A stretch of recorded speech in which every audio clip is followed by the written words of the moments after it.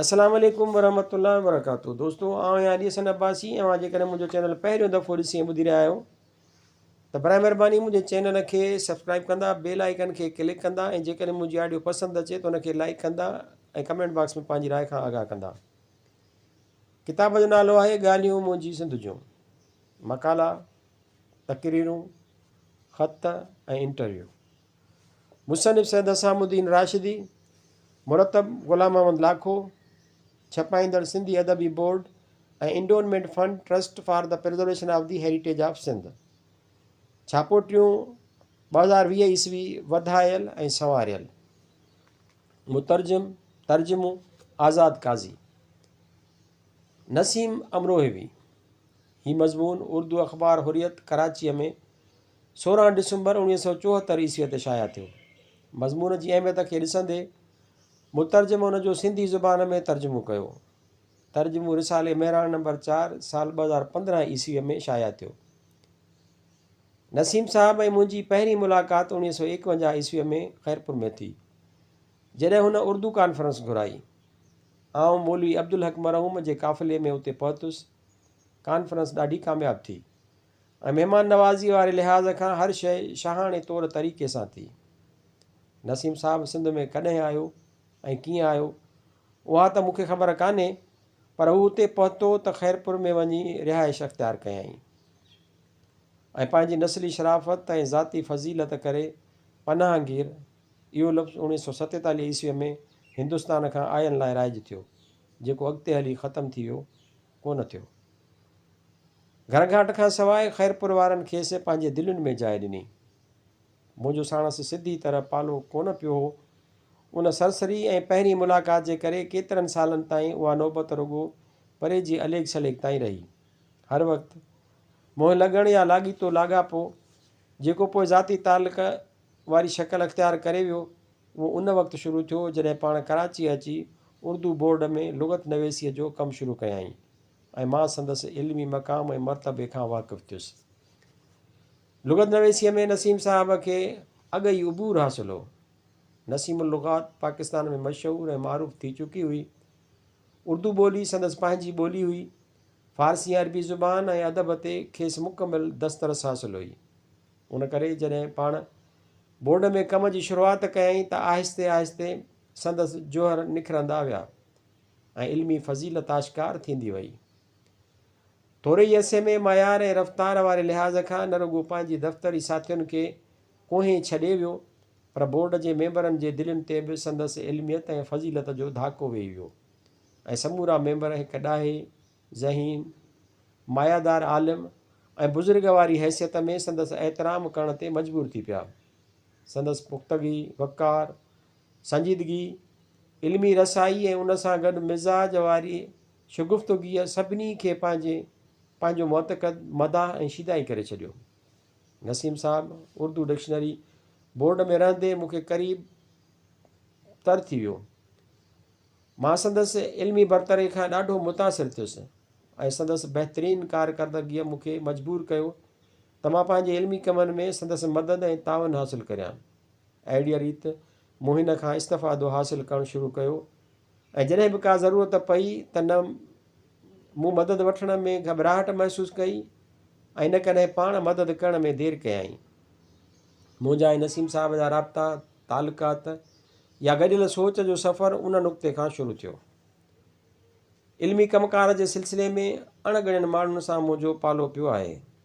संदन ख़ूबियूं ऐं ख़ामियूं साम्हूं आयूं आहिनि, कोताहियूं ऐं कमज़ोरियूं ज़ाहिर थियूं आहिनि, कारकर्दगी ऐं इल्मी हैसियत जा राज़ खुलिया आहिनि। मतिलबु त चंद ॾींहंनि में हर कंहिंजी हैसियत मुंहिंजे अॻियां अयान थी वेंदी आहे ऐं हीउ बंदो सख़्तु मायूसीअ वारे आलम में दुआऊं ॾींदे पल छॾाए वेंदो आहे। पंहिंजी हयातीअ में मूंखे नसीम साहब जी अहिड़ी शख़्सियत मिली जेका मुंहिंजी ख़्वाहिश, ज़रूरत ऐं ख़्याल मुताबिक़ आला सिफ़त हुई। अॼु तक़रीबन 10 साल गुज़री चुका आहिनि। नसीम साहब मुंहिंजो दोस्त, मुंहिंजो हमकार, मुंहिंजो मुआविन ऐं मददगार आहे। हर मुश्किल कम में मुंहिंजी रहनुमाई कंदो आहे ऐं हर घड़ी हर वक़्तु मुंहिंजी मदद करण लाइ संदरो ॿधो बीठो आहे। 10 सालनि जी उन चङी डिघे अरसे में मूं खेसि हिकु जहिड़ो ॾिठो आहे। कौल ऐं फ़ैल में कॾहिं लाहा चाढ़ा कोन आया। उहा ई यकसोई संजीदगी ऐं मिज़ाज में उहा ई शुगुफ़्तगी ऐं मां ते भावकार मुस्कुराहट जेका पहिरें ॾींहुं ॾिठी हुई, उहा ई अञा ताईं मौजूदु आहे। कम खां टाल मटोल, घणो कमु वधी वञण करे घबराइण या वक़्तु अचण ते लवाए वञणु मूं कॾहिं न ॾिठो। वक़्त जी पाबंदी ऐं लिखण जी उहा ई रफ़्तार जेका संदसि शुरूअ खां हुई, उहा अञा ताईं आहे। जेतोणीकि हाणे थकल थकल लॻंदो आहे ऐं सिहत वारे हवाले सां बि कमज़ोर थी चुको आहे। पंहिंजी ज़ाती ज़िंदगीअ खां नसीम साहब कनि सबबनि करे कॾहिं बि मुतमइन न रहियो। केतिरा अहिड़ा बि मौक़ा आया जो जेकॾहिं को ॿियो नंढड़े ज़र्फ़ या आम मिज़ाज वारो माण्हू हुजे हा त सब्र ऐं ज़ब्त जो पैमानो पुर्ज़ा पुर्ज़ा करे छॾे हा। पर हिन ख़ुदा जे बंदे कॾहिं अंदरा वारी पीड़ा ऐं तकलीफ़ खे ज़ाहिर थियणु न ॾिनो। मुतमइन, खुंदा पेशानी ऐं शादाबी सदाईं पंहिंजे कम में दिली तरह मशगूल ऐं मसरूफ़ रहियो। कॾहिं काई ॻाल्हि निकिती बि त खिली इशारतनि चई छॾींदो, कॾहिं हां हूं करे छॾे, वरन सदाईं सब्र ऐं शुक्र में रहियो। उहा बि न हिकु सचे मुस्लमान जी निशानी आहे जंहिंजो पंहिंजे ख़ुदा ऐं रसूल ते कामिल यकीन हुजे ऐं जेको हर कैफ़ियत खे ख़ुदा ज़ुल जलाल तरफ़ां तसवुरु कंदे, इम्तिहाननि मां लंघंदे, ज़िंदगीअ जो सफ़र सिर कंदे अॻिते क़दम वधंदो वेंदो हुजे। सची ॻाल्हि त उहा आहे त नसीम साहब जी उहा ईमानी कुवत ॾिसंदे असां जहिड़े कमज़ोर माण्हुनि जी दिलि बि मज़बूत थी वेंदी आहे। ज़िंदगीअ में केतिरा ई ॾुखिया मौक़ा आया जॾहिं मुंहिंजी ईमानी कुवत में सघ अची वई ऐं मां ज़िंदगीअ जे उन्हनि अणांगनि मरहलनि मां नसीम साहब जे किरदार खे अॻियां रखंदे ख़ैर ख़ूबीअ सां निकिरी वियुसि। इंसान में सभु कुझु हूंदो आहे। सुठायूं जेकॾहिं वधीक आहिनि त कुझु कसायूं बि गॾोगॾु हूंदियूं आहिनि। ख़ूबियूं कसरत सां आहिनि त थोरियूं ख़ामियूं बि पल में पियल हूंदियूं आहिनि। आख़िरी 10 सालनि वारे साथ संगत में ज़िंदगीअ जा समूरा पासा हिक ॿिए अॻियां अयान थी वेंदा आहिनि। पर बग़ैर मुबालगा आराईअ जे अॼु ताईं नसीम साहब में आला इंसानी क़दरनि खां सवाइ मूंखे कुझु ॿियो नज़र न आयो आहे।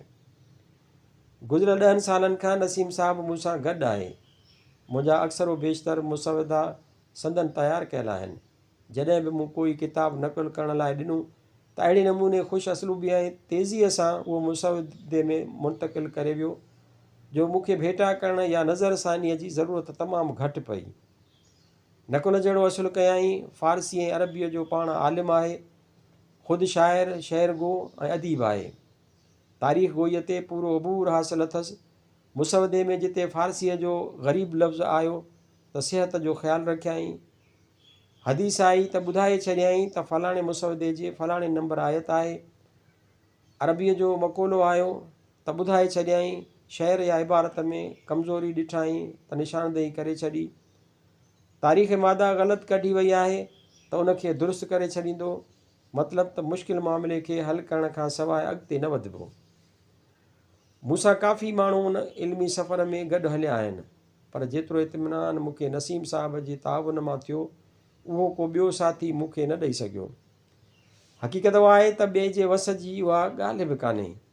शाइरी ऐं तारीख़ गोई नसीम साहब जा ख़ासि मैदान आहिनि। तारीख़ ऐं तज़किरा जे किताबनि में अक्सर विलादत, वफ़ात या कंहिं वाक़े ते चयल तारीख़ूं ईंदियूं आहिनि ऐं नकुल तां नकुल थींदे छा मां छा थी वेंदियूं आहिनि। अहिड़ियुनि जायुनि ते मूं ॾिठो आहे त नसीम साहब जी ज़हानत, फ़नी महारत ऐं तारीख़ गोईअ ते गिरफ़्त बिना बिजलीअ वारी तजली ॾेखारी छॾींदी आहे। जेॾां वहम गुमान बि न हूंदो आहे उते संदसि फ़हम रसाई थी वेंदी आहे। मूं हिकिड़ी तारीख़ जी तसहीह करण या सम्झण जी कोशिशि कई, पहर ज़ाया करे छॾिया, पर जॾहिं नसीम अॻियां उहा तारीख़ पेश कई त हिकिड़े ई लम्हे में हल करे तारीख़ खे पंहिंजी असुलु सूरत में पेश करे वियो। उहा इल्म सां गॾोगॾु ज़हानत ऐं फ़रासत वारी ॻाल्हि बि आहे जेका हर कंहिंजे वस जी ॻाल्हि कान्हे। ताबा बख़ुशद खुदाई बख़ुशिंदा। नसीम साहब खे ख़ुदावंद ज़ुल जलाल जिते इल्म, फ़ज़ल, दानिश ऐं बिनिश जा बेबहा ख़ज़ाना अता कया आहिनि, उते ज़माने में रफ़्तार ऐं गुफ़्तार जे तौर तरीक़नि ते बि पूरी गिरफ़्त ऐं महारत अता कई आहे। खेसि मालूम आहे त सख़्त खां सख़्तु तकलीफ़ ऐं बिन ॾुखियनि हालतुनि में इंसान खे कहिड़ी हैसियत में ज़िंदगी गुज़ारणु घुरिजे, महफ़िल ऐं मजलिस में कहिड़े अंदाज़ सां ॻाल्हि ॿोल करणु घुरिजे ऐं मुश्किल खां मुश्किल मसइले खे कहिड़े तरीक़े ऐं नमूने सां कंहिंजे अॻियां पेश करणु घुरिजे जो मसइले जा सभई पासा बि अॻियां अची वञनि ऐं साॻिए वक़्तु हल बि सवलो नज़र अचे। मूं बार बार ॾिठो आहे त ज़िंदगीअ जे मामलनि में या कारोबारी मसइलनि में जॾहिं बि का पेचीदगी नज़र आई ऐं असीं सभु परेशान थी वियासीं, उन वक़्तु नसीम साहब फ़क़ति पंहिंजी तदब्बुर ऐं समझदारीअ सां मामले खे सुलझायो, भले गॾोगॾु ॻाल्हि ॿोल में अहिड़ो त अंदाज़ अख़्तियार कयो जो उन जो हल या तरीक़ेकार ख़ुदि ब ख़ुदि ज़हननि में अची वियो। लुग़त नवेसी हुजे या बोर्ड उर्दू डिक्शनरी जा कारोबारी मामला, नसीम साहब जो वजूदु हमेशह मशल रहा रहियो आहे। मूं जेसीं ताईं संदसि शख़्सियत जो मुतालियो कयो आहे, मां वसूक ऐं पूरे यकीन सां चई सघां थो त सैयद क़ासिम रज़ा नसीम अमरोहवी साहब खे जेको माहौल मिलियो आहे उहो संदसि फ़हम, फ़रासत, इल्मु, दानिश जे भेट में ॾाढो तंग ऐं महदूद आहे। संदसि लाइ दर हक़ीक़त हदे नज़र खां दूर, तमामु दूर, बल्कि लामहदूद वुसअत घुरबी हुई, पर छा कजे, ज़माने त सदाईं साहिब नज़र ऐं अहले दिलि सां नाइंसाफ़ी कई आहे। सिंधीकार पारां हाशिया। पूरो नालो सैयद क़ासिम रज़ा तक़वी तख़ल्लुस नसीम, 27 रजब 1329 हिजरी बमुताबिक़ 24 अगस्त 1908 ईस्वीअ ते अमरोह ज़िले मुरादाबाद में पैदा थियो। अमरोह सां तालुक़ वारे हवाले सां हिन पाण खे मुस्तक़िल तौरु नसीम अमरोहवी सॾाइणु शुरू कयो। हिंदुस्तान में मुख़्तलिफ़ मुलाज़मतूं करण खां पोइ अची ख़ैरपुर जा थाक वसायाईं। ख़ैरपुर मां पंहिंजे आबाई ज़िले मुरादाबाद जी निस्बत सां 3 रोज़ा मुराद नाले अख़बार जारी कयाईं, जंहिंजो 1958 ईस्वीअ में तारीख़ ख़ैरपुर नाले डबल क्राउन साइज़ जे 200 सफ़नि ते मुश्तमिल शानदार नंबर जारी कयाईं। 1961 ईस्वीअ में हू कराची लॾे वियो, जिते 28 फरवरी 1987 ईस्वीअ ते वफ़ात कयाईं। उहा कॉन्फ्रेंस 4 मार्च 1951 ईस्वीअ ते थी हुई, जंहिंजे पहिरें इजलास जी सदारत डॉक्टर महमूद हुसैन कई, जेको उन वक़्तु मरकज़ी हुकूमत में वज़ीर हो। ॿी निशस्त जी सदारत मौलवी अब्दुल हक कई। टी निशस्त मुशाइरे जी हुई, जंहिंमें हिंदो पाक जे तक़रीबन सभिनी शाइरनि खे घुरायो वियो हो। तारीख़ ख़ैरपुर 1955 ईस्वी सिफ़ो 124। उन कॉन्फ्रेंस जे हवाले सां कुझु ॻाल्हियूं क़ाबिल ज़िक्र आहिनि। अलिफ़, उन कॉन्फ्रेंस में ख़िताब कंदे मौलवी अब्दुल हक चयो हो, पाकिस्तान में जेके ॿोलियूं राइज आहिनि उहे सभु असां जूं ॿोलियूं आहिनि। हर शख़्स खे पंहिंजी मादरी या सूबाई ॿोलीअ सां मुहबत हूंदी आहे ऐं हुअणु घुरिजे। ॿिए कंहिंखे उन जे तरक़ीअ में रुकावट विझण जो हक़ नाहे। ख़ुतबात अब्दुल हक 1952 ईस्वी सिफ़ो 431 बे। उन कॉन्फ्रेंस जे पहिरें इजलास में पीर असामुद्दीन राशिदीअ जी तहरीक ऐं जलसे वारनि जी ताईद सां हिकु अहम करारदाद पास कई वई, जंहिंमें ख़ैरपुर सरकार खे अपील कई वई त सिंधी ॿोलीअ जी सरपरस्ती कई वञे, अंग्रेज़ी ॿोलीअ खे ऑफिसुनि मां फ़ारिग़ करे पाकिस्तान जी क़ौमी ज़ुबान उर्दूअ खे राइज कयो वञे। तारीख़ ख़ैरपुर 1955 ईस्वी सिफ़ो 124 जीम। उन कॉन्फ्रेंस में ई पीर साहब पंहिंजो मशहूरु मक़ालो सिंध उर्दू का मुअलिद पेश कयो हो, जेको ॾाढो पसंदि कयो वियो। उन कॉन्फ्रेंस में पढ़ियल मज़मून में राशिदी साहब राय ॾिनी त उर्दू ॿोली सिंध में जनमु वरितो, लेकिन बाद में हिन राय तां हथु खणी वियो। ॾिसो नुकूश सलेमानी 1967 ईस्वी ऐं अमीनुल मुल्क नवाब मीर मोहम्मद मासूम बकरी 2005 ईस्वी सिफ़ो 31। दाल। उन कॉन्फ्रेंस जी तवसुत सां ख़ैरपुर में अंजुमन तरक़ी उर्दू जी शाख खोली वई, जंहिंजो मौलाना नसीम खे नाज़िम मुक़ररु कयो वियो ऐं उन मैदान तां मौलाना खे नसीमुल लुग़ात तयारु करण जो मौक़ो मिलियो, जंहिं 2 सालनि जे मुख़्तसिर अरसे में उर्दूअ जी उहा जामिया ऐं बसीत लुग़त तयारु करे वरिती। उर्दू जो नामवर आलिम जेको बाबाए उर्दू तौरु मशहूरु आहे, नसीम साहब 1950 ईस्वीअ खां पोइ हेॾां आयो। संदसि पाकिस्तान ऐं सिंध अचण जो पिणु अजीब दास्तान आहे। मौलाना साहब विरहाङे खां अॻु 900 सिफ़नि ते मुश्तमिल मुसद्दिस बरके 12 उनवान सां लिखियो हो, जंहिंमें हिन मुस्लमाननि खे हिंदुनि ख़िलाफ़ु भड़काईंदे धार थियण जी तरग़ीब ॾिनी हुई।